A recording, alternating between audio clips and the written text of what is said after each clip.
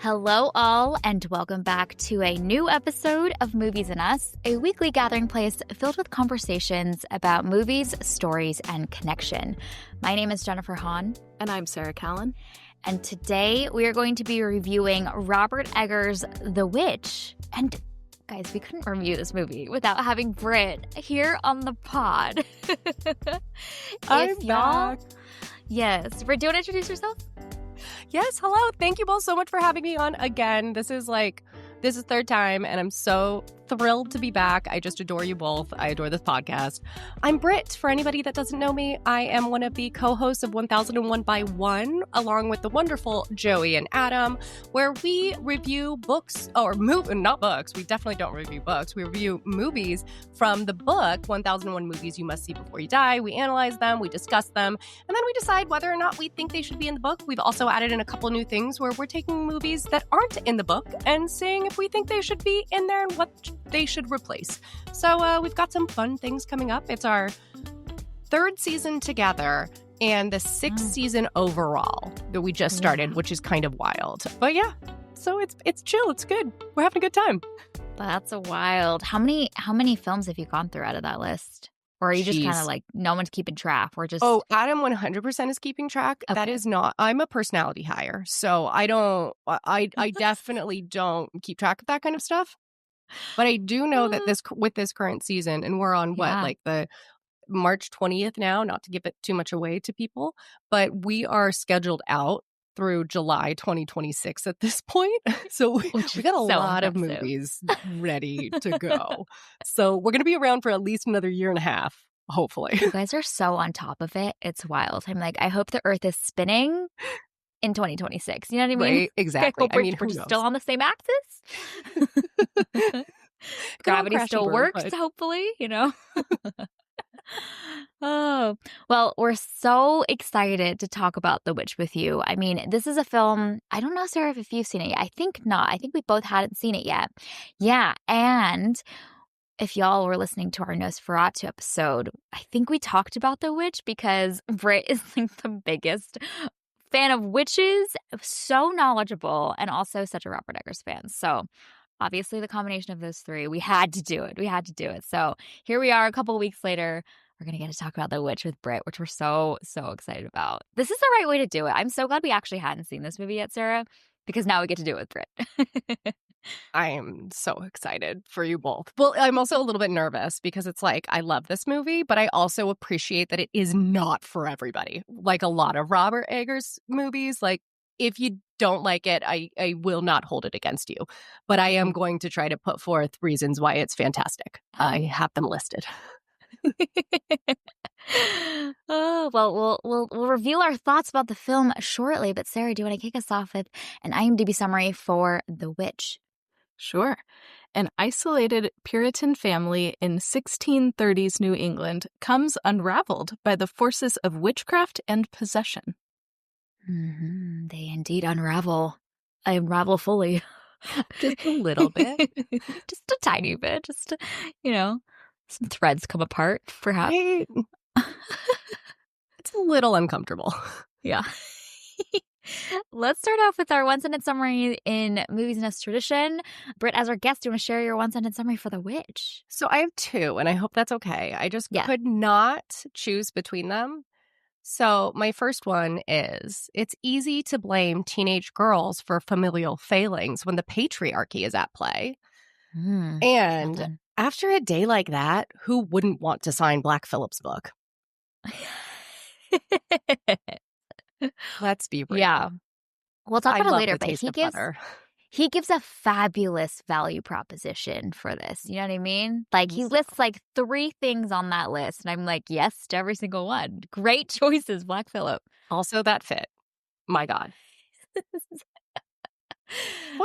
Spoilers? I don't know. No, we're talking about the great things to come, that we're exactly. Going to Thank you. There we go. Yes. Yeah. Without revealing too much. Echo. So cool. Sarah, what's your one-sentence summary for The Witch? Mine is, fasten your bonnets. We're going on a witch hunt. Nice. Yeah. They really let their hair down, by the end of this episode. by the end of this movie.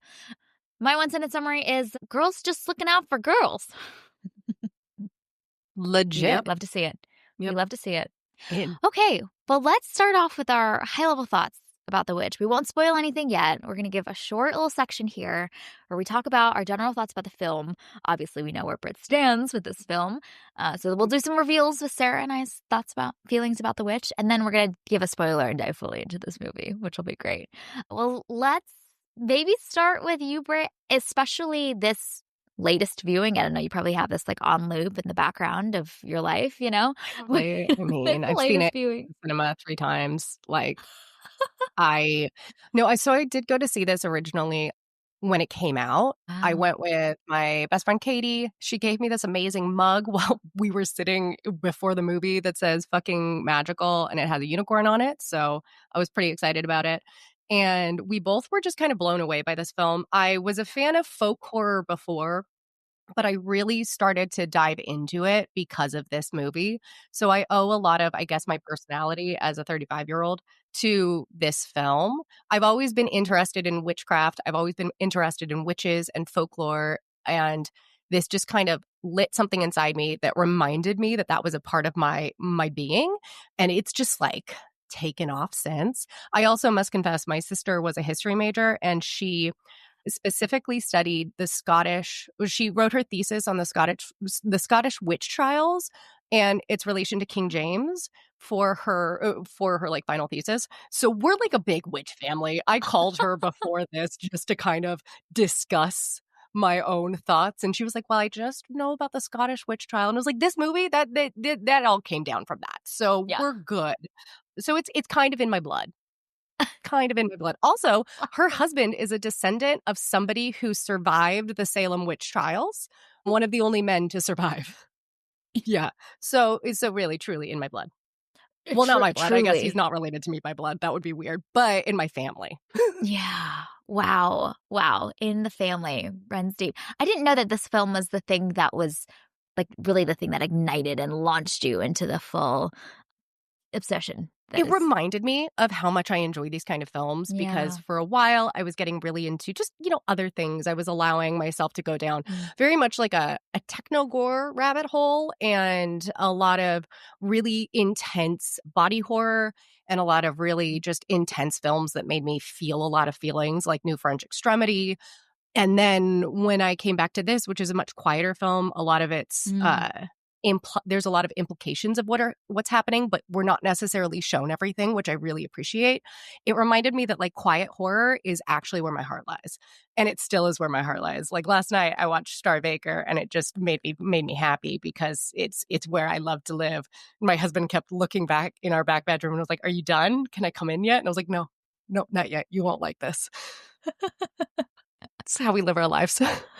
Oh, I love it. Wow. Okay. The film that really ignited a spark and has led you to, which we learned about in either our Nosferatu while we were recording or afterwards when we were just chatting away, a 7-hour-long analysis, deep dive of The Witch that you were diving into.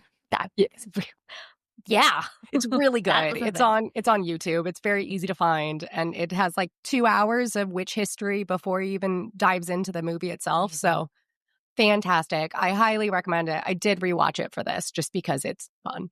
It's the kind of stuff I like to learn about anyways. Okay, Sarah, I'm curious your thoughts about The Witch. Grand reveal. Yeah, I'm also curious about my thoughts about The Witch. I'm sorry, Britt. I did not love this movie. It's very good. Well, I'm shocked. I know, me too. I just felt kind of a disconnect from it. And so it was definitely one of those experiences where I'm like, wow, this is so well made. And I'm appreciating that, but I'm not invested in the film. And so it was a weird disconnect that I had with the film. It is a me problem, but this is definitely one of those films that I think would benefit from another rewatch probably. And it's one that, because I watched it yesterday, and so the more that I've thought about it, the more that I've really appreciated it, because there's so much intentionality in every single piece of it, and I loved that. I didn't feel a connection to it while watching. I wasn't like super invested while watching, so it was a weird was an interesting experience. But yeah, I understand why it's so beloved. I just didn't quite get there. Wow, Totally I love fair. it. This makes for great podcasting, honestly, because we're going to have such an interesting conversation about this. You know, we've got a full spectrum of opinions and thoughts about this film. Yeah, I'll preface this by saying I don't watch a lot of horror, and I'm not a big horror person, but I loved The Witch. Y'all, I loved The Witch. I thought it was so good. An incredibly elegant film, which I never would have thought I would describe a horror movie in this way. But man, I'm also shocked. I didn't realize or didn't know or didn't click in my brain that this was Robert Eggers' directorial debut of a feature film, which just added to the like how insane the level of craft and pacing and detail that is woven into the cinematography. I mean, for his directorial feature debut, this is absolutely bonkers. So on that level, I think it works. I just found my mind wandering in so many different directions around the themes in this film that are so present, which is really exciting. There's obviously a lot around the gender roles and dynamics in this film, but even just like survivalism is so present in this, and the way that that shapes the decision-making of this family and the mental state and emotional states that they're in. I just thought there's just such a thick fabric that's woven here and so rich. So I loved it. And I was impressed. I think you mentioned earlier, Britt, that we don't actually see a lot. I was expecting this to be really gory and hard to watch. And I think there's such a sense of a visceral experience without having to show that much, which I think is really impressive. I think that they choose their moments to show us what they want us to see. But there are so many moments within the film that are left up to our imaginations, even when, and this isn't giving away any spoilers, but Thomasin has a habit of blacking out. So there are moments where the screen will go black or we just don't know what happens. We're seeing everything from her perspective. So it causes us to wonder, do we trust her as a narrator? Is she unreliable this entire time? And that Robert Eggers trusts his audience. And I think that's such an amazing feat, especially for a first film that they did for $4 million. This was a $4 million film. Like that, we have, $300 million films that just came out that are tanking, that don't connect to audiences. And then you get something like this that is done in period accurate language that people do connect with, even if it's not fully, which is fine. Like, I totally get it. This is a hard sell movie. Like, I'm not going to expect everybody to enjoy it. But there are moments in it that I think everybody can relate to. And because let's be real, it's hard being a girl. It's hard being a teenage girl. And this film showcases that. One thing I found really interesting was Robert Eggers didn't set out to write a feminist movie, but he did. Like, he did. And that's just because of the subject matter. And I think those are the best kind of films, when it's like you don't necessarily set out to do something to have this be a core theme, but because of the subject matter, it just has to be. It's not, and I think that's such a really interesting, cool part about this whole writing process. Yeah, I found that really interesting to learn about afterwards, too, that the original version that he set out to write was an equal focus on each of the family members. And so I think that the strength of the film with the backdrop of the family dynamics really helps this film, I think, a lot, because you're kind of following these family dynamics that are very familiar to probably a lot of people around the tension and lies that build and all this stuff, the paranoia. But it's ultimately centered around her, and he almost like wrote himself into that, which I think is fascinating. And I was imagining the other version of this movie where there was an equal focus on each of the family members being stalked by the evil forces that be from the woods. And I think it creates more of an opposition between the witch of the woods and the family. And actually in this film, the opposition is between Thomasin and her family, which I think is such a different framing. So it's a totally different film to have written it with that other structure. I was thinking a lot about that original script today, and as much as I would have liked to have more moments with the family, that's one of my things about this film that I would change. I just think we need a few more moments, especially between Thomasin and her mother. We need some more beats there, but I'm not sure this film would have the same effect if we were constantly, if we went from Thomason to Caleb to Mercy to Jonas to Catherine to William, and then hopefully we end with Black Phillip, because all praise, like, hail Satan. But I don't know if it would work. And I know that Robert Eggers was pretty disappointed that he had to switch the script around so that it just followed Thomason. And he himself, it has a lot of issues watching this film because he just sees all of the flaws instead of seeing what makes it so wonderful for a lot of people. I do think that switching to that point of view, to just Thomason's point of view, was the right call, because it focuses this film. It gives us somebody to try to relate to, or at least to see the story through. I think if we were constantly switching narratives, it would be too disjointed and very nauseating, honestly. Like, I wouldn't know where to turn, where to look, or who to follow. Like, this gives it a center. It gives it a heart. And to your point earlier, Jen, this is his first feature film, so like, it's also interesting to think about, like, if this original script had gotten made, that would have been a harder movie to receive. And then how would that have affected, Robert Eggers' career and all of the other wonderful things that he's made for us? So it's just interesting that one change, I think you're right, Britt, helps make this film a lot more palatable and easy to understand, because we're not divided in our focus, but we know this is our girl. This is who we're tracking with. So that, man, it was such a smart decision, and just, wow, what a choice for feature film number one. Just incredible.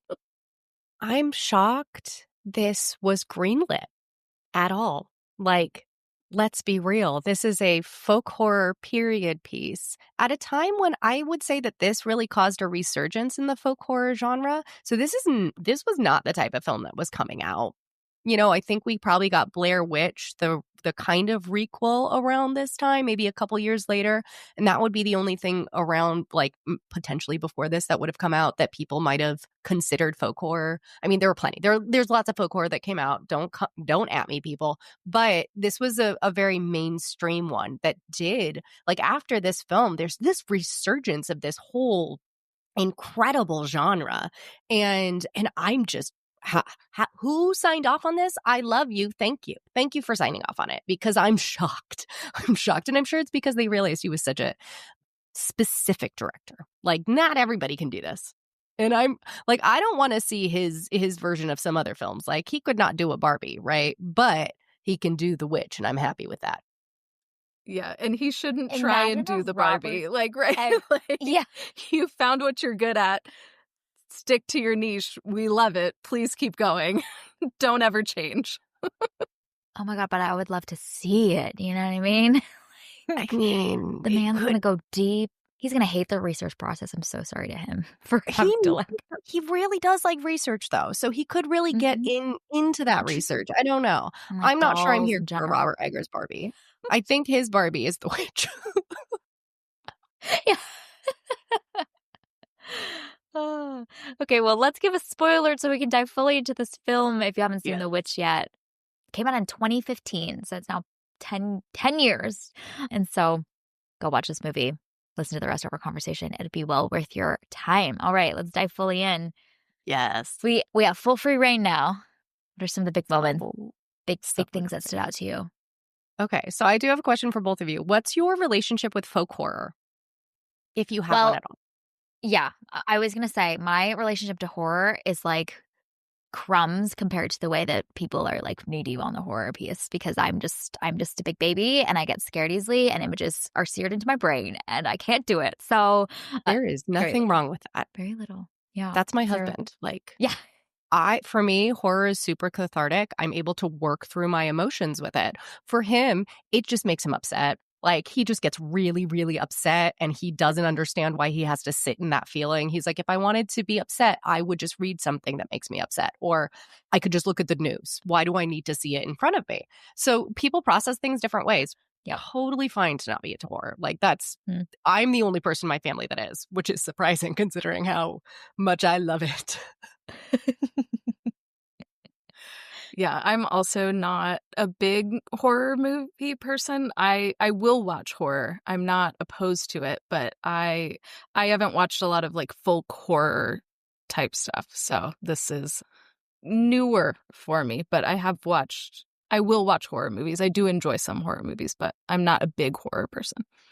I love that. I love it. And I think that folk horror is not a genre for a lot of people. So there's this really fantastic 4-hour documentary, because I like things that are too long, called Woodlands Dark and Days Bewitched. And it was researched by Kayla Janice, who's done a ton of like horror books. She did an entire book on the Satanic Panic that's really fascinating. So she put together this documentary, and it's a history of folklore or folk horror, and it dives into it. So I recommend it if anybody is interested in learning the history of it. And it doesn't just stick with like Western folk horror, because even though folk horror was coined in like 2003 while talking about the like holy trinity of folk horror, which is Blood on Satan's Claw. I don't really like it. It's not very good.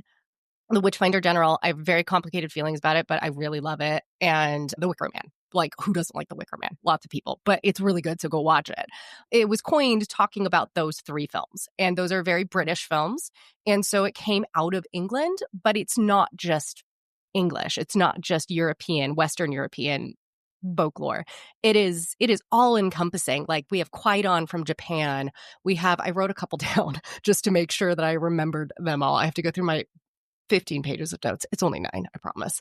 We have Witch Hammer from Czechoslovakia, which is incredible. We have the Devil's Back from Germany, or the Devil's Bath from Germany, the Devil's Backbone from Spain. We have Exuma from South Korea. I mean, it is an all-encompassing, like, incredible international subgenre that I have just found myself so obsessed with. And there are 4 main things that you kind of look for in folk horror, and that is relationships to the land or landscapes, and also, in a way, returning to the land, returning to the things that have been squashed or eradicated and giving them new life.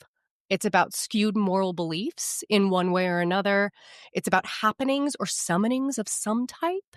And then there's usually isolation, and isolation is a really big one. And like, this film hits all 4 of those. Like, easy can just be wedged right into that folk horror trend. And I just needed to get that out of the way, right at the top, because I just had to. Mm-hmm. No, it's good. It's good. One of the reasons why I was so excited for this conversation is because I knew that I was going to learn so much, because you know so much about this piece of film and this subgenre that I know nothing about. So I'm so pleased. I'm just like over here taking notes. Like, this is great. I just have really weird obsessions. It's like folk horror, occultism, D&D, and wrestling right now. I'm very into wrestling. But that's like that. Those are the things that occupy my mind. Can you imagine spending a day in Britt's thoughts, you know? Oh my God. Amazing amount of time What thinking about about what kind of wine I should buy, Very and important. also about if I should do the laundry or not. Oh, yes. Yeah. Throw those 2 things I in mean, there. Never Yeah, the those are 2 two. things That's I my don't husband's job. I don't do that. So, out of those 4 things, is there an aspect that you've found most interesting that The Witch does that maybe is different from the rest of the landscape of films in Ooh. this category? That's very That interesting. is like reframing, or takes a totally different approach than you've typically seen for those kind of 4 dimensions. I would say probably landscape, because in most of these folk horror films, and it's not just like rural landscapes either, it can be urban landscapes. Look at Candyman. Yeah. Candyman takes place in Chicago, and it's about rediscovering the things in the underbelly of Chicago, right? That they've tried to squash away. But in The Witch, it's not necessarily about finding something in the wilderness. It's about being enveloped by it and kind of joining into it.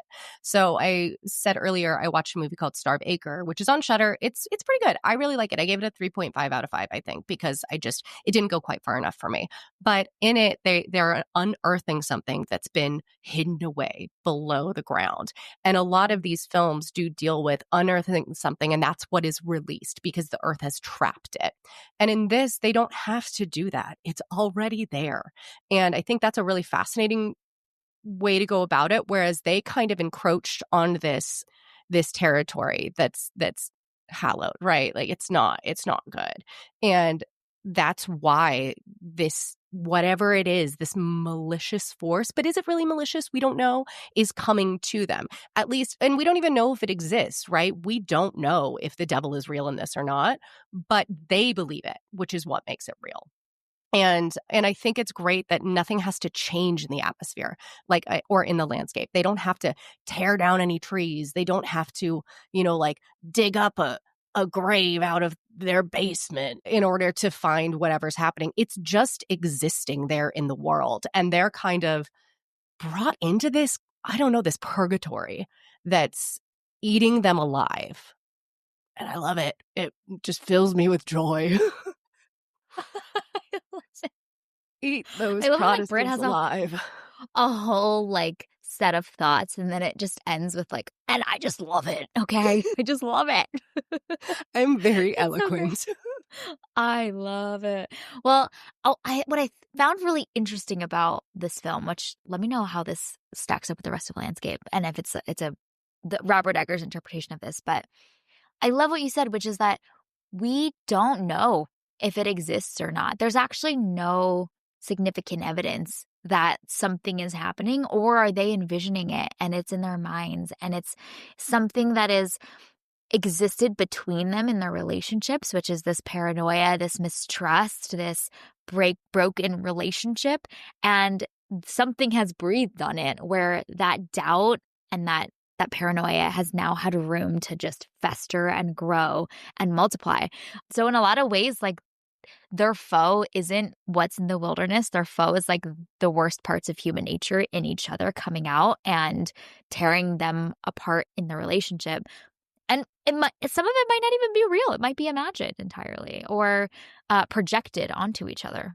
It absolutely could be a case of like collective, not insanity, but we have folie à deux, right? Where people will be experiencing a temporary insanity together. It could be something along those lines. Robert Eggers did leave like clues that it was ergot, but I don't really think that's what's happening, especially because it usually the only people that would, well, not the only people, but usually young children are the ones that were affected by that more so than adults. And I think that's a very easy explanation. And I don't think there is an easy explanation for what happened, because sometimes we just will never know why things went so off the rails when they did, other than their dad was really bad at being a farmer, like really bad.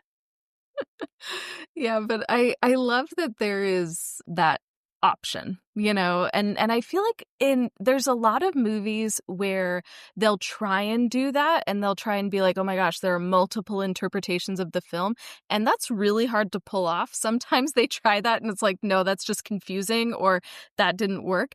But I feel like with The Witch, both are plausible enough. And I think that again is just a testament to how well written this is, that he thought of, oh, let me include these little details so that it could be interpreted these different ways. And it makes sense, and neither one detracts from any of those like really rich and meaty themes in this film either. 100% agree. I think that is what makes film interesting, right? When we have the opportunity to watch it and analyze it and come to our own conclusions with evidence that's in the film, but not spoon-fed to us. Because I can't, well, sometimes I like a movie that just, has no subtext at all, and I can just sit and enjoy it. But I like deciphering films. I like being able to dig into them and look at the history of them and try to figure out where these themes came from and what could the real world possibilities be. For me, I actually one of my biggest questions of this film for both of you was, is the devil real? Like, is the devil real or not? And for me, I think on this last viewing, I came to the conclusion that I believe that in this world, the devil is real, heaven is real, hell is real. It's all real because these people wholeheartedly believe in it. And because of that, every single person in this movie is damned, which is depressing, but also par for the course, I guess, with the patriarchy. And that was a really fun conclusion to come to, because before I hadn't been so sure. I wasn't sure if anything we saw was real. And I kind of just went into it this time thinking everything I see is real, and loved the ride. Yeah. I think that that's why the film starts out with so much of that voiceover and dialogue around this like very legalistic view of evil and good, because it frames everything else. And you hear this family talk so much constantly in the first hour of the movie. The whole first hour of the movie, basically nothing significant happens. It's just the family being the family. And you see this really like twisted dynamic in how this family is run that is such a shame-based way of like relating to each other. And I feel like that is so significant to inform how they were so easily able to turn on each other the minute that they felt like the other was part of joining the evil force, right? And so I think you see it most significantly with the mother, and the way that the mother immediately has like no capacity to see, understand, build bridges. She just immediately has assumed that Thomasin has become one with the devil. So I thought that was really interesting, because we spend so much screen time just hearing this family talk and speak with such like coded language, which I think it really frames everything that is brewing that then gets lit by the end of the film. I do think that's something that works in this film. I feel like there are a lot of movies that I've watched where all of a sudden we have an explosion into some type of violence that I don't think is built up to. I'm confused why we're going there. I have not gone on the journey with anybody in the film, but with this, I think that he sows those seeds really, really well. Even at the point where there's a specific shot where Thomasin is walking with a pail of water on her head, which she's probably done a million times and will do a million times again, but she stumbles, and you can see in her face she's frustrated, and like that day is too much for her. And it's at that moment where it's kind of like, oh, things are not going to be okay. Like that's the first instance of her really showing her frustration with this very hard labor that she's had to do and will have to do. I mean, at one point she hears that her parents are going to sell her so that she can do hard labor at somebody else's house, which would suck. I'd be really bad in this time. Like, I don't even like doing labor around my own house. So if I had to do that, I'd be like, I guess I'll just choose the jail. I'm a witch. Take me, please. I don't want to do this anymore, Yeah. That's anytime I watch a movie that's set in, I mean, honestly, not even that long ago, but like when you're having to be like outside and doing all of the things, I'm so clumsy. Like, I would fall, I would get a scrape, it would get infected, I would die. Like, on the Oregon Trail, I'm the first to go. Like, it is what it is. But yeah. Absolutely. Titanic, I would absolutely not get on one of those lifeboats. I'd try. The last time Neil and I watched Titanic, we were very sad because we're like, we're the old couple in the bed, right? Like, we're not getting off this boat. And it was really depressing, but I'm right there with you, Sarah. Well, honestly, that's why when the ending unfolds, I was like, this is a win for Thomasin. You know what I mean? Like, this is happy might not be the right word for it. This is a cathartic ending. I'm like, she has found community.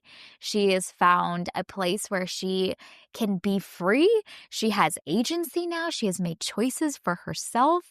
She's empowered in a way that you just see her just constantly getting tossed to the side by her family the entire course of the film. Every time they're yelling her name, I'm like, oh my God, my soul dies a little bit for her.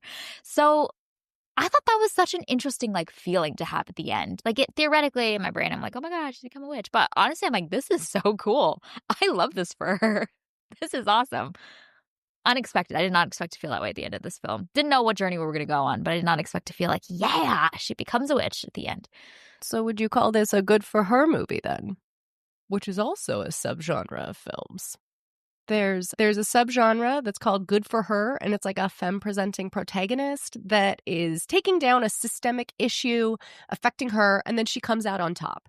There's also like a Yikes for Her, which is basically the opposite, where you can't feel good about it, but for some reason you do, kind of like Midsommar, I would say is a yikes for her film. Because at the end of that, I'm like, hell yeah, kill Christian. But then I think, oh my God, what am I saying? She's in a pretty bad situation. Whereas in this, I think I've read some things where there are people that say, sorry to jump around, but people that say like, oh, she doesn't really have a choice. She's being coerced, like she's leaving one patriarchy for another because the devil is ruling it. And I'm like, well, maybe look into like satanic witch stuff before you say that, because it's very much about women finding empowerment. But also, I think that they sowed the seeds for her making this choice basically as soon as this movie starts. When we see her confused and upset with being ousted from the plantation, which honestly looks awful, and I don't want to live there either. I'd go back to England where they have windows. That sounds great. But I think they sow the seeds immediately that she's discontent with her life and she is constantly being pulled in a different direction. I mean, think of the moment where she gets the egg and, she is a woman who is coming into her own. She's probably going through puberty. I don't know what time, like what age people had, like went through puberty at that time, because it's also like out of sync now. But she gets the egg and it cracks open and it should not have a dead baby chick in it, but it does. And it's kind of showing her that life is not for her, right? She is, and the look on her face isn't even one of disgust. It's one of intrigue. It's one of interest. Also, people used to try to tell fortunes through eggs. So that's another really fun little fact. But I love the point that you're making of she is just being constantly pushed and pulled and blamed, and she is the scapegoat for her parents, basically. And there's that one scene, I don't even remember everything that was going on because it was just too insane, but her dad is telling her to do one thing, her mom is telling her to do the other thing. She's trying to like manage the littles, and then she gets in trouble for trying to manage the littles, and then she gets told to do a different task, and then when something else isn't done, then she's blamed. Like, she is just the dumping ground for everything that is wrong.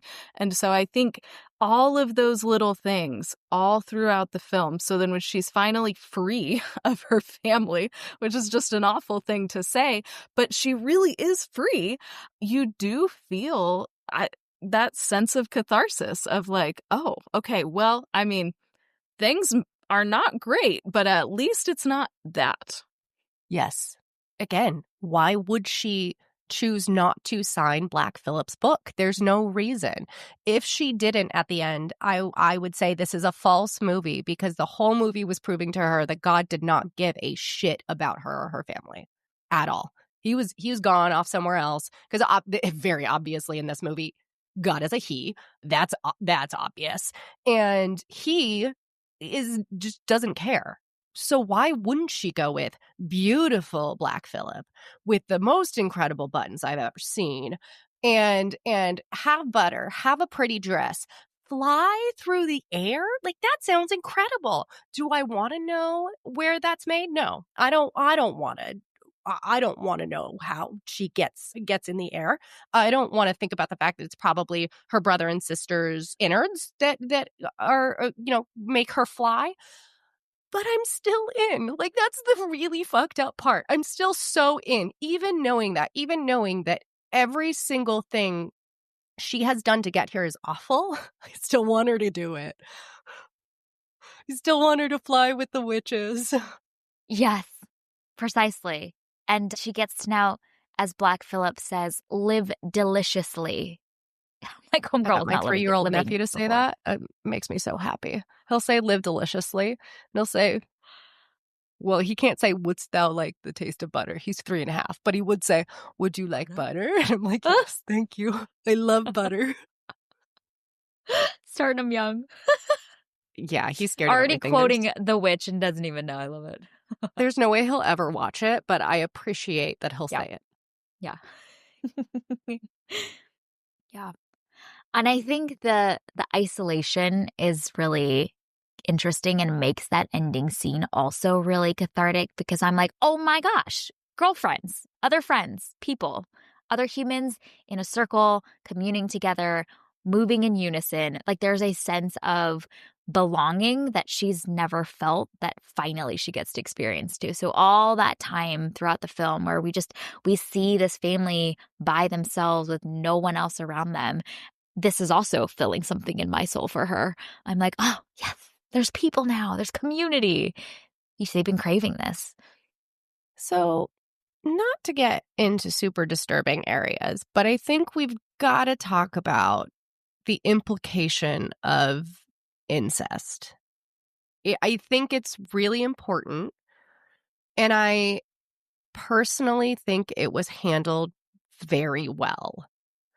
In the script, it talks about moments that are supposed to be innocently incestuous, which is a lot. But I also think they played that off well. But I'm very interested to hear if either of you caught the incest vibes, the envy vibes from the mother of Thomasin being young. And anyway, yeah, that whole thing, it's going to be tough topic, but I think we can handle it.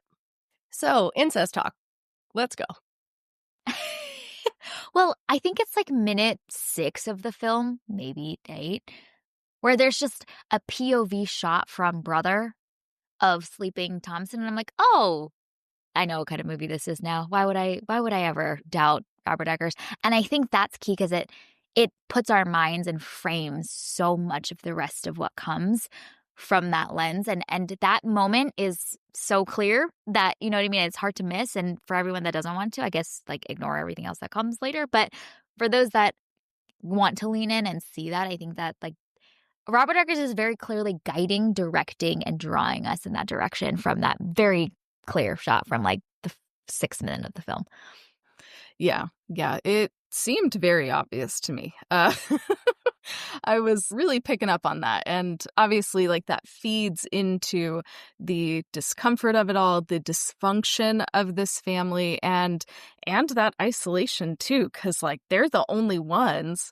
Where is Thomasin gonna go? Like, there's no recourse. Like, what is she going to do? She can't go back to where they came from. She can't go back to England, and she can stay here, but that's going to be not a good situation. Then they want to ship her off to somebody else. That is guaranteed to not be a good situation for a young girl living with a strange family, working for a strange family. That's not going to end well. So she is just... there's no good options for her. And the film really clearly, it's subtle, but it's also clear that she is trapped here in an unsafe environment. And it's also like, I totally 100% agree with what you say. It's an unsafe environment, even though, like, I didn't get creepy vibes from the dad personally. Maybe it's just because I really like Ralph Ineson as an actor, and I think he's genuinely such a complex character. I don't get creep vibes from him, but there is something very creepy about their close relationship. Like, when she's undressing him, woof, I wouldn't undress my dad. That's weird. That's not something that I think you should do personally. Like, just, I don't know, personal preference. But I think that there are these moments, like, both Thomasin and Caleb, they are going through puberty. They are having these feelings, and it's already an incredibly repressed society. Super repressed. And the only people of their age that they are even able to see is each other. They don't even have the opportunity to form relationships or bonds with anybody else going through the same thing. So it's really sad to me that this is their only outlet. This is the only person they can look to and be like, I find you attractive and I don't know what to do about that. Like, that's it makes me so sad. So sad for them. And it just makes me really dislike William's choice to be such a pious piece of shit and come out here and try to farm. Like, okay, what do we think he did back in England? Because he obviously was not a farmer. He obviously did not have a homestead. He doesn't know what he's doing. Was he just like some academic who read a lot of the Bible? Like, what was he doing before? I really want to know. My theory was it had to do something with chopping wood, because that seemed to be the only thing that he was good at in this film. And so I was like, okay, was that your profession before? Because that's the only thing that I've seen you do and be good at. I don't Can we know that talk there's about like a how market funny for this that though. movie? Like, I did not expect, maybe this is just a me thing, but I found so many moments so funny. Like when William dies and he dies covered and buried in his pile of cut wood. I was like, okay, this movie's got jokes, Like there's just so many of these moments where I'm like, there's such a sense of humor that it's like brimming beneath the surface for those that want to lean into it. And I totally did. And I do think a lot of that is that, like, on set, yes, it was miserable some of the time because they were cold, there were bugs everywhere. I think poor Jonah or Jonah, I think it's Jonah. Poor Jonah started crying one time because there were so many bugs and he couldn't handle it anymore. But everybody on set seemed to be really just so into this project and really believed in Robert Eggers and believed in what they were making that it does make like the camaraderie on set so much easier, and it makes the relationships feel so much better. So you can find those funny moments. Like, I think they were intentionally left in. Yeah. There was a blooper I found today where it's Thomasin just standing with blood all over her. Her father's behind her, dead under the all of the wood. And then Ralph Ineson just says, "I'm not dead yet." And it was so funny. It was so good. Like, perfect timing. And Anya Taylor-Joy starts cracking up. And I think that just kind of goes to show that, like, yes, sets can be miserable, but you can still have a camaraderie that leads to moments of levity within a film that otherwise would have none. Because within the first 9 minutes, a baby is abducted and then murdered and turned into unguents. So, like, it's not going to be a fun ride. So at least they gave us a couple moments. Like when he's just like in the little sheet and you're like, wow, dude, you really wanted to make sure everybody saw those abs, didn't you? But I do think, yeah, you're right. He's a complex character because there is this like half confession that he has right before he dies that I think is fascinating and makes his character more multidimensional than just him being like just absolutely awful for most of the film and just so caught up in his own pride and his own ego, because he has the capacity to see something, like not fully, and he makes terrible choices still, but he's not just this like completely clueless man that's caught up in his own pride, and there's something more to him, and it's I mean he's cut short, it can't really come to fruition, but I think that there is complexity there that I think makes him more interesting to think about than just like an absolute like dirtbag, which he is, but there's more to him. Did either of you worry at the end that he was going to kill his entire family? After watching this film, I kept thinking that The Witch actually reminded me of Amityville Horror, which I'm not entirely sure how I got there, but there are some similar vibes, like isolated family alone, and then weird stuff starts happening and the dad goes insane. The ending is different, but yeah, it definitely gave me Amityville Horror vibes. I didn't think that the dad was going to kill everybody, but I hadn't fully ruled that out because just the vibes.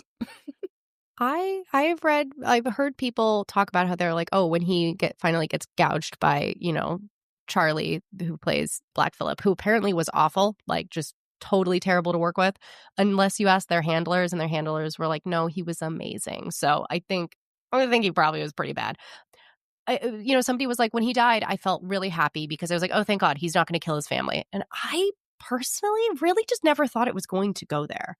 I thought he was very frustrated, but I didn't see him becoming a family annihilator. I thought, I wasn't sure what was going to happen, to be honest. I was like just waiting with bated breath going, where is this going next? And because again, I got very into this film when I first saw it, and I'm still very into it. But like him dying by Black Phillip makes total sense to me. And I can't imagine it any other way. I can't imagine having a story where it ends with him killing everybody. That would feel like all of this setup was for nothing. And I would have been pissed. I would have been pissed if that was the case. Instead, we got a witch, and I was happy. Fly off into the sky, Thomasin. You earned it. Well, and what we get is actually a far more complicated but interesting set of events, which is that it's the mother's envy and paranoia about Thomasin's relationship with the rest of the family, the rest of the specifically male members of the family, that fuels their final showdown together, like between mother and daughter, which is just so much more interesting and I think a subversion of what we would expect from the gender dynamics, and showcasing that there's actually like a far more indirect way that this actually impacts the way that these relational dynamics work. I thought that was great. How do we feel about Catherine, like in general? Do we have any thoughts about the performances, thoughts about the characterization? I'm going to open it up. Open table. Well, so I really like the actress that plays Catherine. She is phenomenal. Everything that I've seen her in, I have been absolutely blown away. So I was just love her. Right? She's so great. I was so pleased to see her in this. Honestly, I find Catherine fascinating. I wanted to know a lot more about her because, again, like William, she is very complex. There's a lot going on in her brain. And so I had a lot of questions about her. I don't know how I feel about her. I mean, it's probably a mix of feeling all sorts of things because she is so complex.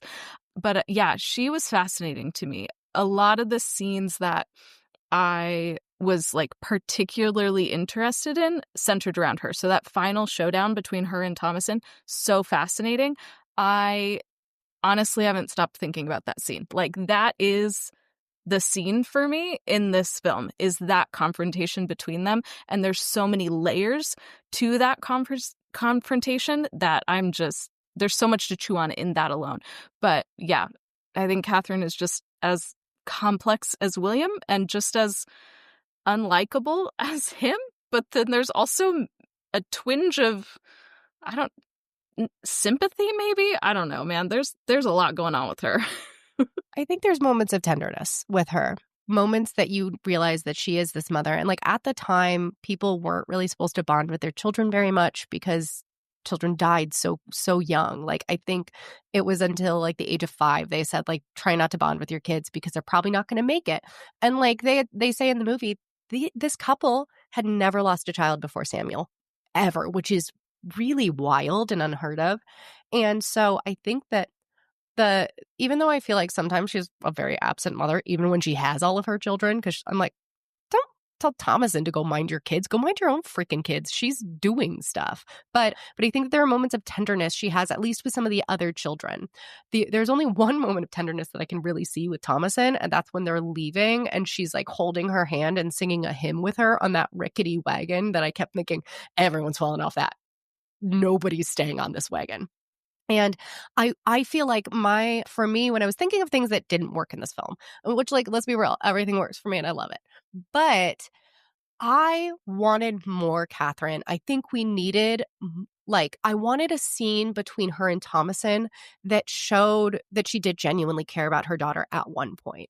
I think that, like you said, there's a lot of envy going on with her. I think it has to do with her being young, her able to have more children, because there's probably Catherine's thinking, like, I can't have any more kids after this. This was probably the last time I can have a child. So what do I do now? That was my purpose.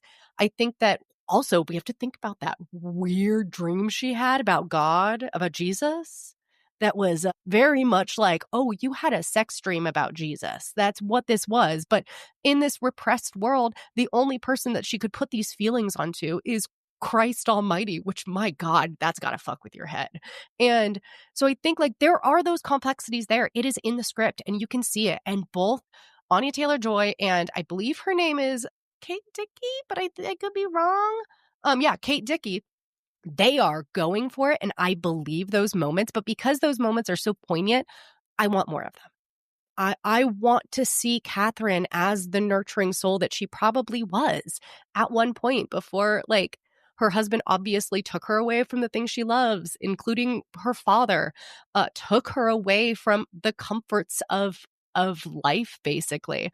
And that's grating. That's hard for anybody. And I think that they showcase it in the movie, but I want more. I want more Catherine. Also, having to yield to a frustrating man year after year after year, that's got to take a toll on you too. I don't blame her for devolving into what she does and the headspace that she does. It's got to be a lot. You just got to listen to him, and he's lying to you, and you're in this position, and you're starving too. Okay, they're all hangry. Yeah. God. I'm going to tell you a quick story that we can absolutely cut, but it's kind of funny because it all is about being subservient to your husband. Went to a wedding with my mom and dad and my husband, and we didn't realize it was an uber Christian wedding. So we were already like uncomfortable. We're Catholics, not practicing. Oh, God, now I'm lapsed Catholic, but we're used to Catholic weddings. So it was just very, very Jesus centric. And just, we were like, oh God, this is too much for us. And at one point, the priest or not the priest, the pastor, and told the couple that was getting married, who went and had communion by themselves, which I was like, okay, that's fine. I don't want communion. I'm good. Can I just have the wine? I don't want the body and blood of Christ. He came out and then was talking to both of them and told the man, like, you have to love your wife as much as you love God. Seems easy, and everybody's laughing around us, and we're all just like, can we please leave? And then he goes, and for you, and we're not going to say any names, but he was like, you must submit to your husband. And everybody around was like, oh, yeah. And my mother, not so quietly, said, oh, my God, I've been doing it wrong for 33 years. So she also would have been burnt at the stake. Let's be real. We would not have made it through any witch trials. But that's my feelings on that. It was pretty great. I was like, Mom, you're the best. Yeah. You've never been a more proud daughter, just like, I love it. Yeah. She raised a feminist. What can I say? Speaking her mind. I love it.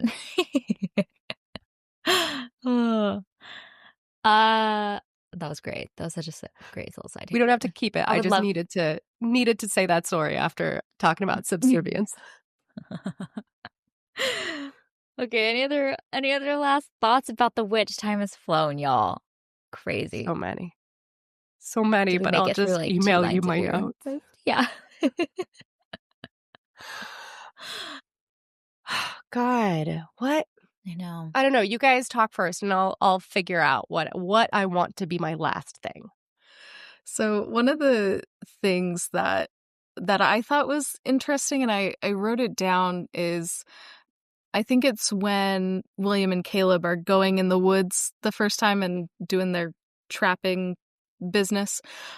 The William says, "We will conquer this wilderness. It cannot consume us." And I thought that was such an interesting line, given all of the other themes around, like patriarchy and all of that. And there's this very like conquering, colonizing, everything is mine kind of like mentality. And I thought that was just such a striking line to, and it's wrapped up in this conversation with all of this like really religious language and, this is our divine right to be here and like all of this. And I thought that was such a smart way to communicate so much of their worldview and that conquering piece of the patriarchy just in one line. I was like, wow, they nailed it in one. And I hadn't even thought about this until you said it, but I mean, nature is usually seen as feminine too, right? So extremely obvious. And this is why I like doing podcasts with you guys. You always point things out that I did not even consider as I'm like, let me research Scottish witch trials because God, King James is going to come up in this conversation. Yes, it did. It was so much fun. It was so much fun. But no, that's such a great point, because they are these two men, did not bring anybody else. They probably could have brought Thomas in. She probably could have handled that gun way better than Caleb, I assume, because it's bigger than Caleb. And they just can't, because it's a woman and she must stay home, and they will conquer this wilderness, which actually ends up conquering them. So yeah, go feminine power, conquer them. It's the Benadryl. Yeah, joke's on them by the end. Okay, let's see. I'll mention one little detail, just the intentionality and detail that I really loved is, for so much of the film, our two main female characters, Thomasin and her mother, have their hair tied up, pinned away, in bonnets. And it's at the end of the film when they have fully unraveled, unleashed, allowed to be free, truly, Their hair is down, it is flowing, and I just appreciated, like, the hair has a whole trajectory in this film, and it feels so significant and symbolic for the journey that they've gone on. So I appreciate that level of detail. It reminds me a lot of the way that we talked about we talked about in reviewing Promising Woman, just how like makeup was used almost and reframed as this sense of female empowerment, of like reclaiming something that was meant for the male gaze. And I just appreciate that like the hair also goes on a whole journey and that it's timed perfectly at like the key moments of release, letting their hair down truly. So I loved that detail. It is a great detail. I also love when Thomasin strips her clothing off and like that's her stripping away her Puritan values because she no longer abides by them. And man, I'd go to sleep too. Like that's a hard day. I can't watching your siblings get eaten by a witch or turned into paste, maybe watching your dad get gored by Black Phillip and then have all of the only thing he can do, fall right on top of him, which is pitch perfect. And then your mom tries to kill you. Like at the end, I don't see it as Thomasin releasing anger on her mom and like killing her on purpose. She did it for self-defense. She didn't want to do it. And I think that was such an important thing to keep through this film was Thomasin may have been unhappy with her situation, but she wasn't going to take matters into her own hand until she had the opportunity to, until she needed to. And that's when Black Phillip was like, hey, how's it going? I'm coming to get you. And she was all for it. She was like, yes, I'm in. Let's fly. I want to go to the dark Sabbath. I want to kiss your butt and I want to go fly. Because that's what they would do, right? In the unholy Sabbath, they'd crawl backwards and then apparently kiss the devil on the ass, which you can see in Hexen, if either of you have ever watched it, or the audience. Hexen's amazing. It's from 1922. It's a silent film about witchcraft. It's really good. But so that's what she would definitely be doing at that beautiful, wonderful Sabbath at the end. I love that that's where we end this conversation, just butt kissing the devil. It's great. Seems fitting for our conversation about the witch. I love it. I mean, I got to bring it somewhere fun, right? Yeah, and yes. ass kissing seems like the perfect place. Mm-hmm. Though I did have one other thought, real quick.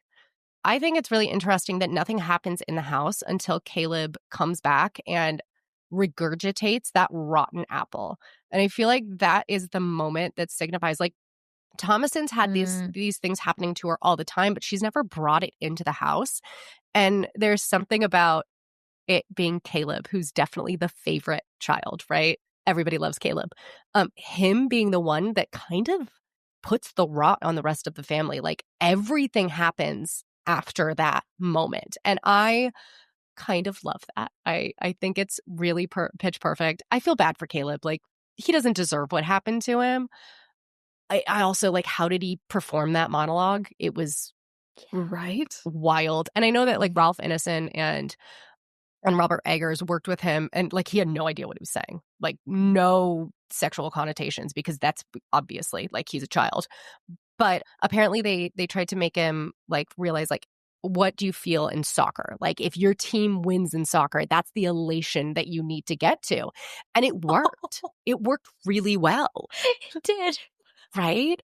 But that poor so boy's funny. damned. He's going to hell. Like, everybody is going to hell in this movie. Soccer. Yeah. Winning in Soccer.